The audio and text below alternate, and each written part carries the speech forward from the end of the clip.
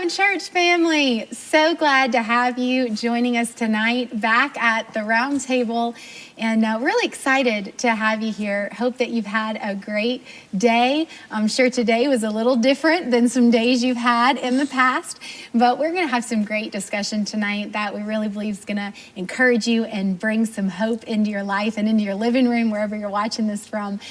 Tonight, we are joined at the table with our lead pastors, Pastor Randy and Miss Amy. We're so glad to have you here tonight. Thank you. It's so good. Yeah, it is. It's great to be here. You know, church, thank you guys for joining us at the table. And since we're not really together physically right now, as your pastors, we're trying to figure out ways that we can be a part of your life and what's going on kind of right there in your family room or your home, or maybe you're at work or even driving, but to really get planted into your life. And most importantly, for this particular event that we're doing here tonight, is to speak to real issues that are happening right now. And I'm really excited about the topic. I'm not excited because I think the topic is exciting.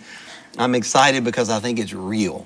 Yeah. And I think it's what you're dealing with right now. And so I'm glad you're a part of it. And we just want to help pastor you and encourage you and speak to real life issues and whatever's going on today. Yeah.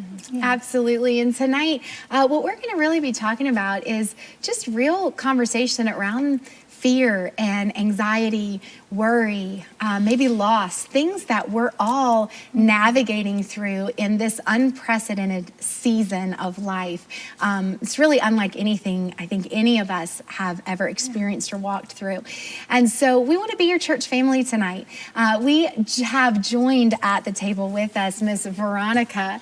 Veronica, thank you so much for being here.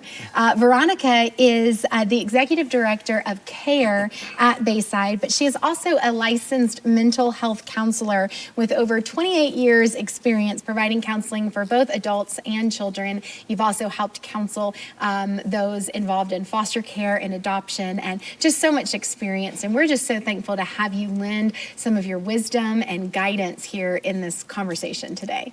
Thank you so much. It really is a privilege to be here. I love being able to serve our Bayside family and just being a part of helping our community.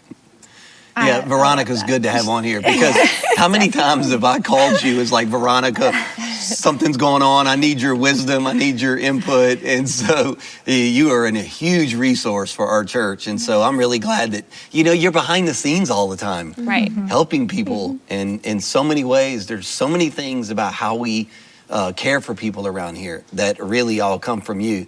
So to have you in front of our church today, thanks for coming on this side of the camera, if you will, and being a part of that. But it's a little different. It is a little different, but you're great at it. So. She's amazing. Mm-hmm. Yes, you are. And so for those of you just joining us again, we're going to just have a family conversation around the table about this topic of anxiety, fear, depression.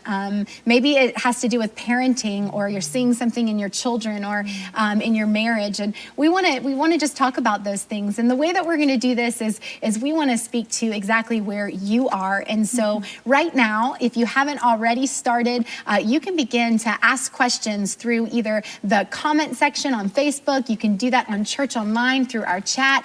And then we also have a very unique thing for this week. If you would like to ask a question anonymously, you can do that. And the way to do that is to text the word ask, A-S-K, to 25827.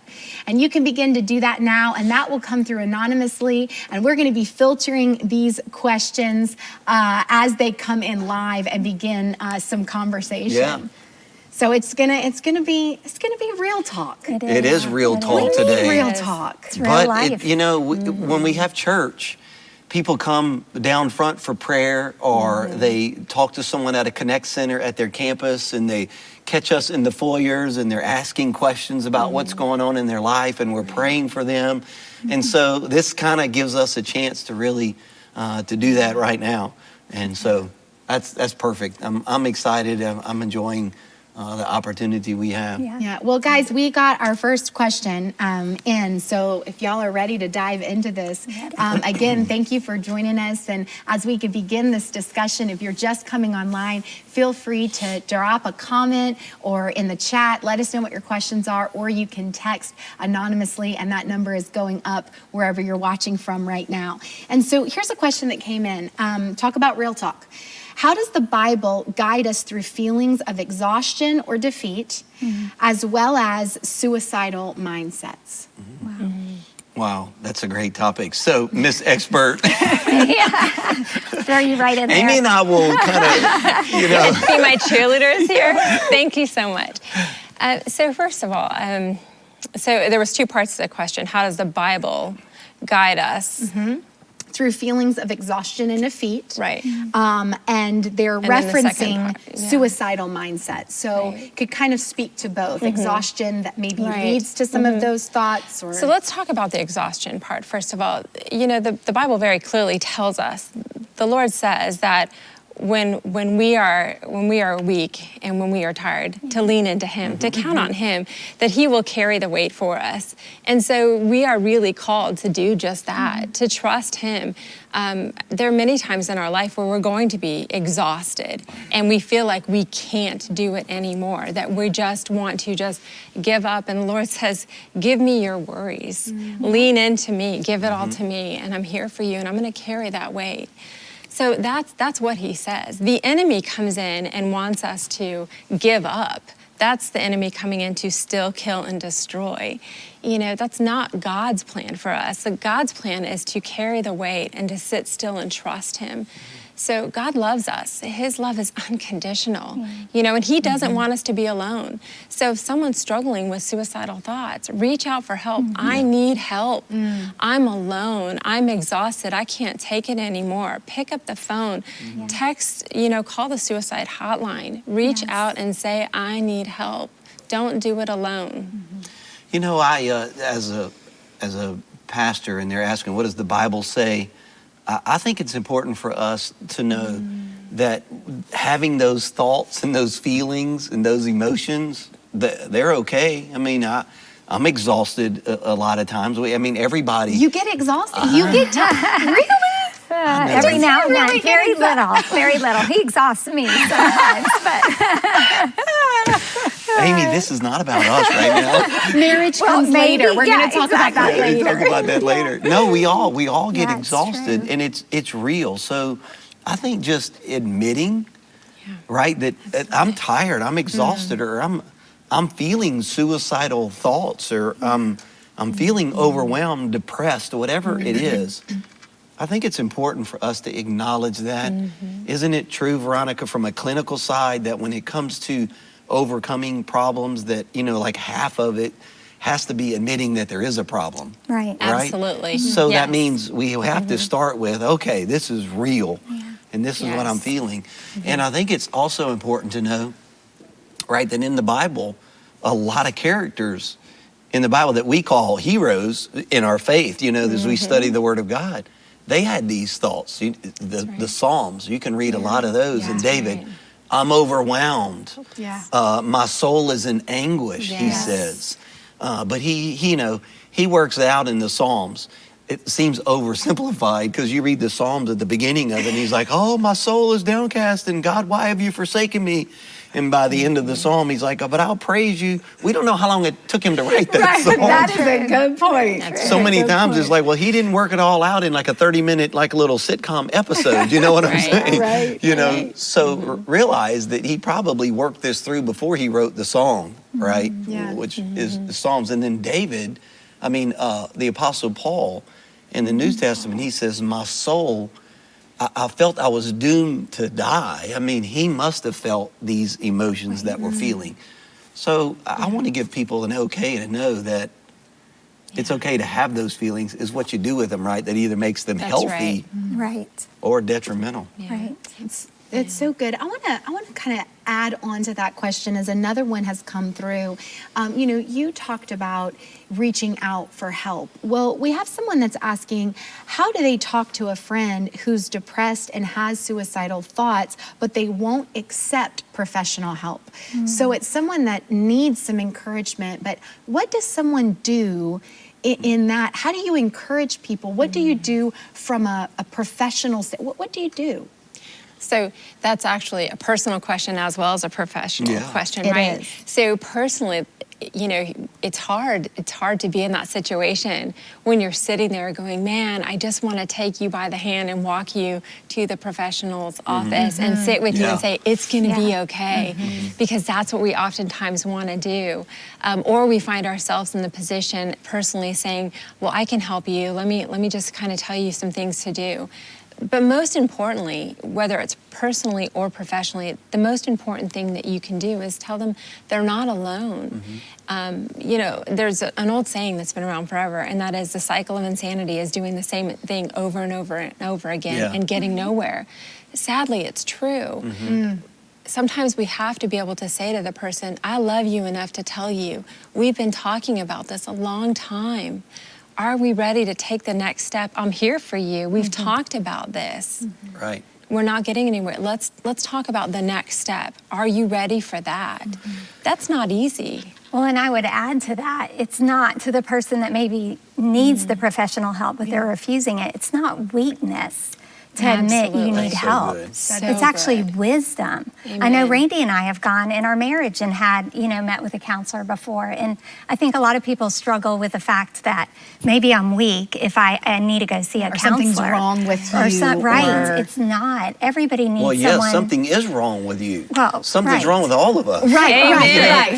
So let's just go ahead and admit that. Yes, we right all- now. we all It's have not like, things. oh God, that means something's wrong with me. Yes. You need somebody from the outside yeah. looking in that's not relationally attached to the situation. Yeah. And You really do. professionally, it's really important. So, Well, and the other part of that is that, it sounds like it's being downplayed, but it's really not. When you look at it from the perspective of, we have to take care of ourselves. That's mind, body, and spirit. We have to do it from all three areas. We do physical exercise to keep our body healthy. We eat well to keep our body healthy. We're reading the Word and we're gathering with people to grow spiritually, right? Well, there's also the mental health component of that. Mental health is real. We have to identify that. I mean, we've witnessed it in the church world. We've witnessed it outside of the church. It's everywhere. So being comfortable saying there's nothing wrong with getting professional help and taking that stigmatism off of mental health, it's so key for all of us just to be real and do like this, the real talk. Sure. Mental health is important. I would love to talk about this because actually it's something that I'm always intrigued by, my own self, and I don't always even know how to handle this. So you have people who need help. Where's the line between almost like an intervention where I've got to go like APB, we're going to all just, embark on this person and try to rescue them. And also they have to be willing to get help. So Right. I don't always know where that line is, myself. They have to want it because you started off by saying, I'd like to go over there and grab them and take them to the mental health professional. Right. At the same time, is that the right thing to do? And when is the right time for us to kind of jump into action like that? Yeah. First of all, it starts with a great relationship, right? You have to have a great relationship with that person. By building that relationship and having that relationship, you have the privilege or the opportunity to speak life into them, right? We talk a lot about that, being able to speak life into someone. And growing that is so vitally important. But that person has the right to say no. Right. And we have to be willing to honor that. And sometimes that means we're having to step back to say, if you're not willing to get healthy, we may have to step back from you for a season. We're not giving up, but we may have to step back. That is the hardest thing in the world because we don't want to step back. We want to stay right there with him and walk it out. I mean, I've been on both sides of that, and it's not easy. So to be clear, I just want to make sure I understand from because I think extremely linear and practical. Yes. Okay. So then in this situation, whoever's in relationship with a person who needs help, they should go to them, and in some way, I guess the timing of that we can talk about, okay? Yeah. They could go to them and say, listen, I think you need some help, and I'm willing to be a friend to help you through this, right?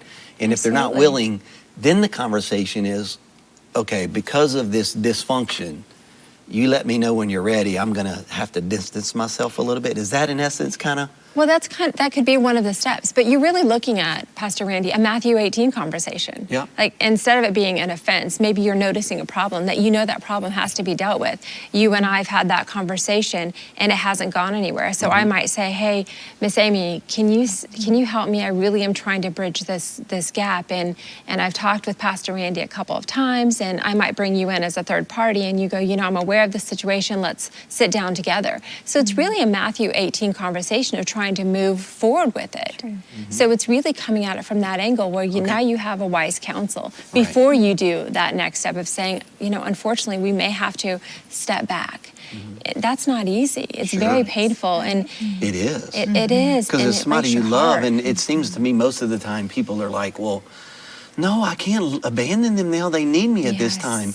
And that's the whole tension that I brought up earlier. Yes. I don't always know where's the right line of, I got to walk with them, and at the same time, their dysfunction is dysfunctional to me. So how do I help, or how do I end up becoming a codependent in some ways by walking with them and letting them continue in that way? I think always seeking counsel. I mean, wise counsel. Matthew 18 has become truly one of my favorite ways of solving problems.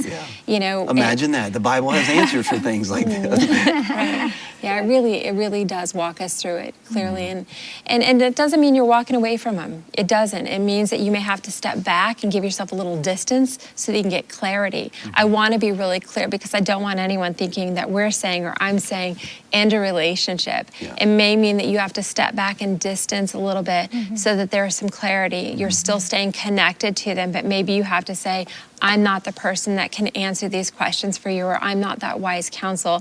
I'm not equipped for that. But here are some people that are That's equipped. good. It's really knowing that boundary there. That is good. Well, we've got a couple other questions that are coming in, and I'm sitting over here trying not to cry, thinking about where people are. So Yeah. I wanna get to some of these. If you are maybe just joining us online, I want to remind you that you can ask a question in the comments below or in the chat beside, or you can text anonymously the word "ask" to the number 25827, and you'll see that on the screen. If you are just joining us, we have Miss Veronica here, who is the executive director of Care at Bayside, but also a licensed mental health counselor who's been doing this for a very long time. 28 years. She knows what's up. She does. This girl knows her stuff. She does. And then we obviously have our lead pastors, Pastor Randy and Miss Amy, with us, just sharing a lot of hope and encouragement. And so thank you again for joining us. But I want to throw back to another question. This one is, she writes, he, I don't know. It's an anonymous question from the text. Every morning is like a dark cloud hanging over my head. I already struggle with depression, anxiety, and this has just amplified it a lot. How do I cope? What do I do? How many people maybe feel exactly like that? Oh, it's actually that very thing that prompted me to say this is what we're going to do tonight on this round table, because I know people are struggling with that. And they're not alone in it. They're not struggling alone. Amen. I just, when I hear that, I just think of the fact that what you feed grows. Yeah. And so you wake up in the morning, you wake up with a choice. Am I going to feed the depression? Am I going to feed the loneliness? Am I going to feed the fear? Am I going to feed the panic? Or am I going to feed my spirit? And so I think being intentional about your choices throughout the day, wake up and maybe you put on the praise and worship. Maybe you take out the word of God. Yeah. I know a lot of people right now have the news on all the time. All that's that's doing is feeding fear and loneliness and panic. So turn it off, call a friend.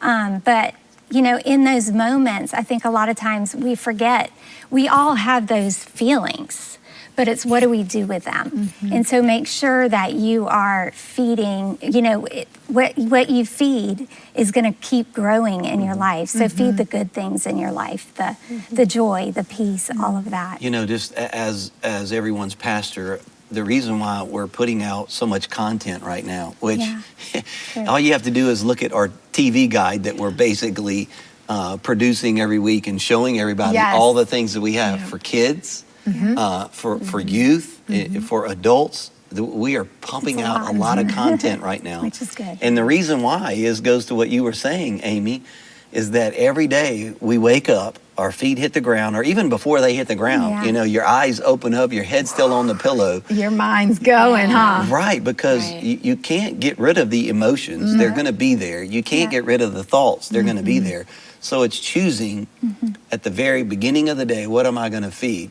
So we've produced a lot of content so you can get off the news channel and all the things they're saying, and you can listen to spiritual content and worship and the Word. But even more important than that is the Word of God, and just choosing before I start my day, I'm going to do that. Even if you got to set the alarm, you know, get up a little bit earlier, Yeah. and just before the rest of the world is up in your family or the world, before you turn that on, at least. Get into God's Word, because what you feed is exactly what Yeah. you said, Amy. I It's mean, the thing that's going to win. Isaiah 26:3, I think it says, He'll give you perfect peace whose eyes are fixed on Him. Yeah. And so we need to keep our eyes fixed on Him and not on the circumstances around us. You know, even what they're saying right now, people are saying, I'm stuck at home. Or the perspective of I'm safe at home. It's all about the perspective of how you very look at good. it, you know? Come on, Amy. So just switching things and make it positive. Yep. So I will address it from a bit of a clinical side of it. So there is clinical depression, and so I think it's important that we address that and identify that there are licensed mental health counselors that are doing telecounseling right now. They're doing different ways that you can video conference in with them, and there's also, you know, psychiatrists that can also help in treating depression. So depression in itself, it's not always just a mindset. And so I think it's very important that for this particular person that, you know, please don't hesitate to reach out for help. You know, if you need to call the church office, please do. We have resources. We have referrals for psychiatrists in the community. We have resources for Christian counselors in the community. The most important thing is to stay connected. Depression in itself, particularly if it's, you know, clinical depression or major depression, doing life alone, especially in a time like this where we are trying our hardest to be safe at home, can be very lonely. So stay connected. There are so many groups right now that are going on where just to have that opportunity to be encouraged can fill some of that darkness and that emptiness. So I just encourage you, you know, reach out to your providers, reach out to your support groups. If you don't have one, please check out some of the options that are online. I mean, we want to support you. We don't want you to feel that way. And also making sure that you're using some of your tools. Go outside in the sunlight. Get outside. Yeah, don't sit in the house. Get outside. Get outside and enjoy some sunlight. Take a little walk. Sometimes it sounds silly, but walk your driveway a couple of times. See the flowers, see the sun set, watch the sun rise. Take in that air That's so and just good. enjoy that. You know, it's very important during this time. That's so good. And I want to remind everybody that's watching that a lot of the resources that Veronica just mentioned, we have a link to those on our website, mybayside.church. You'll see a link to resources that are discussed here at this table. And then we also have links to everything that Pastor Rainey was saying, all the content that Bayside is putting out right now, because we want you to stay connected more than anything else. And so you'll find those streaming guides and all sorts of things at mybayside.church. How about the relational component that Veronica was referring to on our website as well? Because we have all kinds of groups that are happening right now. Yep. People aren't gathering at coffee shops or in homes to like they normally would do while we're not stuck at home. We're safe at home. I like that. I'm going to use I that. am too. It's Amy. really That's so good. good. But we still can connect relationally. Yes. So we have all kinds of groups that are happening. I know there's over 200 groups that are happening. So digitally they can connect. It's kind of that support system, and you can get encouragement from other people. Being isolated is the worst thing to do when you're feeling those kind of emotions. Yeah, I know. Absolutely. I am so thankful we live in this day and age that we have technology like this to keep us If connected. this would have happened 20 years Even in ago, this people of the season. church, they wouldn't have had the It'd be very resources, the different. So platforms. thankful. It'd be very different. All right, I want to ask another question that came through. And this person, she says, I have female friends who are locked in with abusive spouses. How can I support them and pray for them? What do you do in a situation like this? Yeah. Oh man, Veronica, I want you to speak to that from a clinical side, because what I say as a pastor, I want to support that, because I know there's legal and clinical sides and how all of this stuff needs to work. But I can tell you, as a pastor, it just, man, it bothers me to know that in this safe at home thing, that some people really they really aren't safe. Right. So can you speak to that? So, man, this topic always just touches my heart so much. It's, yeah. I know. It's hard. The most important thing we can do is really cover them in prayer and encourage them to do the things that they can to help them be safe. Yeah. Again, sometimes they can go outside, getting outside and staying connected. There are support lines. There are phone numbers that can be called. There's, in Manatee County, there's Hope Family Services. In Sarasota, there's Spark. There are support lines where they can reach out and stay connected. And I encourage them to know those resources, do what they can to protect themselves, and if they have children, to protect their children. It's just so important that they're utilizing those resources. So I say start there. But most importantly, they've got to do what they can to protect themselves, to know their boundaries within their limits. And that's difficult when you are used to having some freedom, if you will, when they're going to work and their spouse is going to work. But they're in a situation because maybe they feel like they don't have a choice. But I think, as they're praying through it, that God will continue to equip them and encourage them and help them to find the strength and even healing in their marriage. God can change anything. Yes, I never want to lose sight of the fact that the Lord is so mighty and He can change anything. So, praying as we're praying for these people that are in these situations, praying healing over the abuser and the person that's being abused. And if there's children that are in that situation, them as well. But knowing the resources in that community is vital as well. We actually did not put that on our resource page, but we can. That's not a hard resource to We'll put add up that. there as an option. We'll make sure to add that. For sure. And we have resources as well in Sarasota and in Hillsborough County that we can add to it. We'll add that. Pastor Randy, you want to add to I this? just want to echo what you're saying, that to me, a couple of things you said. One is create some space. I mean, sometimes things can become so heated and the tension can be so great, even though we're a little bit isolated in the sense that we're supposed to be staying at home. You can get out for a walk. I mean, just get away, right? Because that will only exasperate the thing.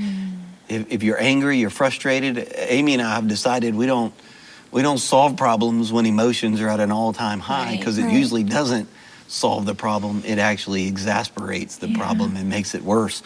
So get some space, go away, go for a drive, go for a walk, whatever that it may be. But then get some help. Yes. As your pastor, I know Amy and I, all we want to do is just help people get the help that they need. So you need a clinical counselor. You can reach out to us, all the resources that are online, to get some help, because you need to know what are the steps to take to either solve the problem or get out of that problem. Even in a time like this, just because we're in this season of you got to stay at home, doesn't mean you're supposed to stay in an abusive relationship. That's correct. And I think this was a friend asking, correct? Right. I would just It was. encourage the friend. It was a friend. Don't underestimate you being a friend to That's them. right. Yeah. Just being a listening ear and an encouragement to them and a Yes. support to them during this time when they do feel isolated. And then also, prayer is one of the greatest things you can do that for them, to support them in this too. So For sure. don't underestimate that as well. For sure. That's so good. There's several questions coming in from Facebook and anonymously through our text asking about kids. How do you help your kid? I've got somebody with kids ranging from 4 to 14, somebody else with a teenage daughter and a son. They're struggling with depression. They're struggling with being away and isolated. They're struggling with worry and anxiety in school. Lean, give us wisdom.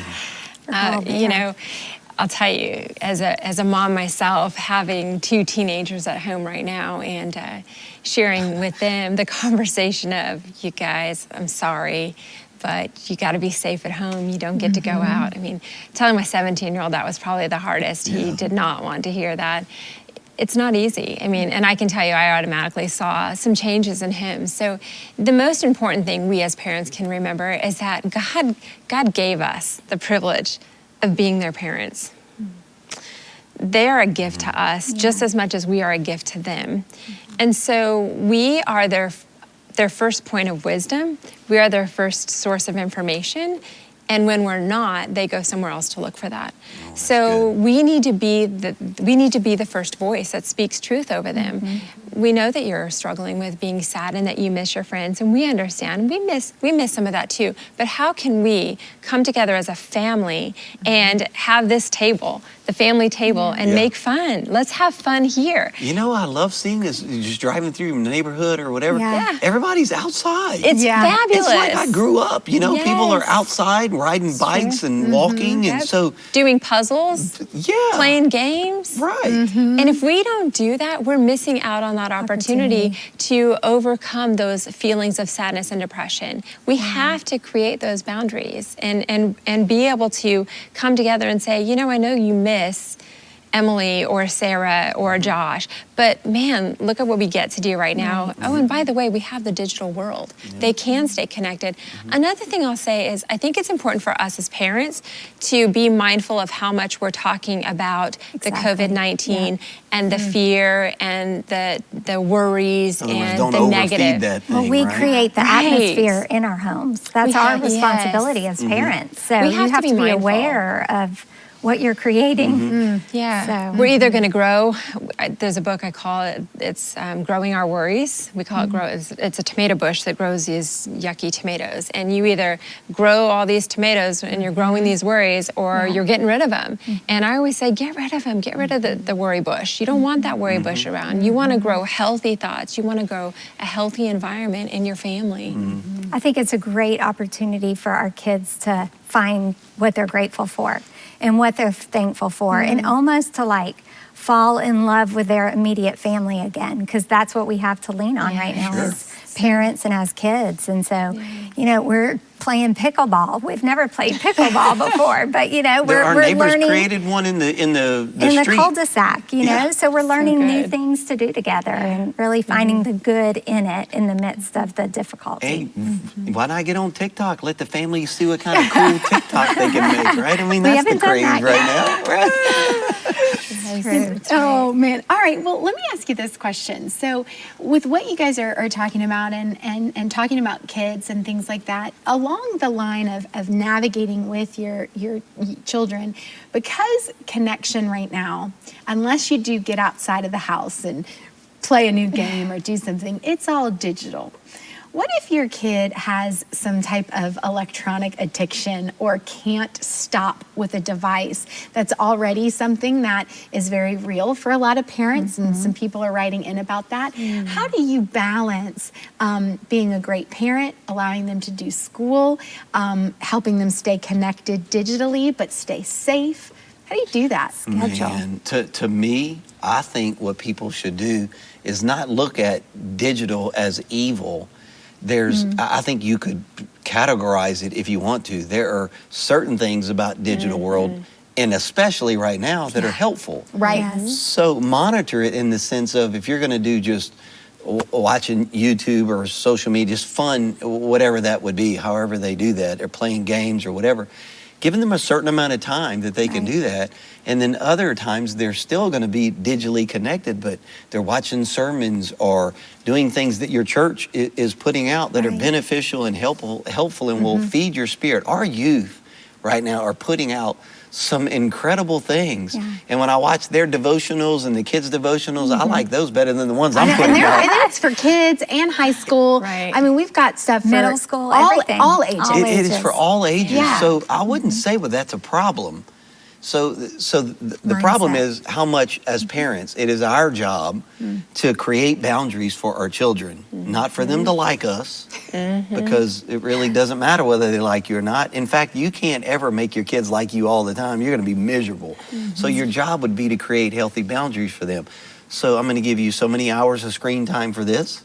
Yeah. So many hours of screen Preach. time for that, and I'll watch it with you. We'll be involved in it together. We're watching all of these great sermons and content that's being put out, and it's from there. That's great. And then there's time where we're not going to do any digital stuff. We're going to sit around as a family, cards. and we're going to play cards. We're going to play some board games. We're going to go for a walk. We're going to do some things like outside, like you said, as a family, walking around, appreciating the sunset or the sunrise or the flowers or the how beautiful there's not been a cloud in the sky the last few days. If you Beautiful. can't walk outside and enjoy that. Yeah. So just create boundaries ultimately, I think. Right. And I love having conversations too. Amy, you guys a couple years ago introduced us to these table table topics, So yeah. it just because sometimes you sit at the table, and for a lot of people, they've been going at a pace that has just drastically altered. Yes. And it's so much slower. And maybe for the first time, they're actually all sitting at the dinner table, and so it's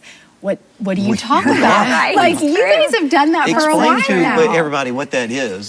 So table topics, you can find it online, but it's a little box, and every night we would just pull out a card, and it had a question. Yeah. Was Silly the dinner- questions, it- serious questions. Yeah, All like kinds. all All kinds. kinds. Like one time it was, for Christmas, what would you rather? A trip with your family or the gift you've wanted all year? And for us, surprisingly, every one of our children said, we just want to go on a trip together. So it totally changed how we were doing things. We learned something new about our kids. And it's fun so- stuff too. If Yeah.